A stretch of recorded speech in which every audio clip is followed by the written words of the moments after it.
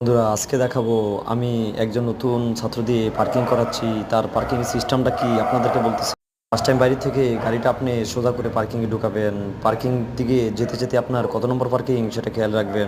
সে last parking পর্যন্ত গিয়ে আপনার পার্কিং যদি ডানে হয় তাহলে ফার্স্ট ডানের কলমটা পিছনের বাম্পার বরাবর হলে গাড়ি ডান দিকে ফুল ঘুরাতে থাকবেন। আর আপনাকে বাম সাইডে খেয়াল রাখতে হবে যাতে বামে গাড়ি না লেগে যায়। তবে আপনি যেতে থাকবেন, যে গাড়িটা বাম পাশে পার্কিং করা আছে ওই গাড়ি পর্যন্ত ডানের লুকিং গ্লাস দেখে বা কল্লা বের করে গ্লাস দিয়ে বুঝতে হবে ঠিক আছে কিনা। লাগার একটু আগে ব্রেক করে আবার আপনাকে সামনে বাম দিকে টান নিয়ে গাড়িকে সোজা করতে হবে।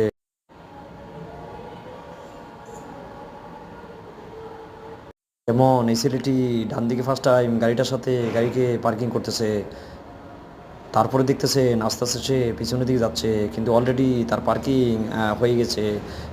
কিছুটা বাকি থাকার কারণে সে আবার গাড়িটাকে একবারে পার্কিং করার চেষ্টা করতেছে, কিন্তু সে একবারে পার্কিং করে ফেললো। তার মানে ডান দিক থেকে চেপে গাড়ির সাথে পার্কিং করলে গাড়িটা ইজিলি একবারে পার্কিং হয়ে যায়। আর যদি ডান সাইডে ফাঁকা থাকতো তাহলে ওই পিছনের খাম্বায় গিয়ে গাড়ি বেঁচে গেলে আপনাকে আবার সামনে নিয়ে আবার পার্কিং করা লাগতো।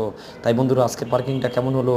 ছেলেটি যে একবার পার্কিং করলো তার মাত্র তার ক্লাস টাইম মাত্র 10 দিন, কিন্তু পার্কিং না হওয়ার কারণে সে আবার চেষ্টা করতেছে সোজা করে গাড়িটিকে আবার পার্কিং করার জন্য। তাহলে বন্ধুরা ভিডিওটা কেমন লাগলো তাহলে একবার বলবেন। সে এখন পার্কিংটা ক্লিয়ার করার জন্য পিছনে গাড়িটা নিচ্ছে। অলরেডি সে পার্কিং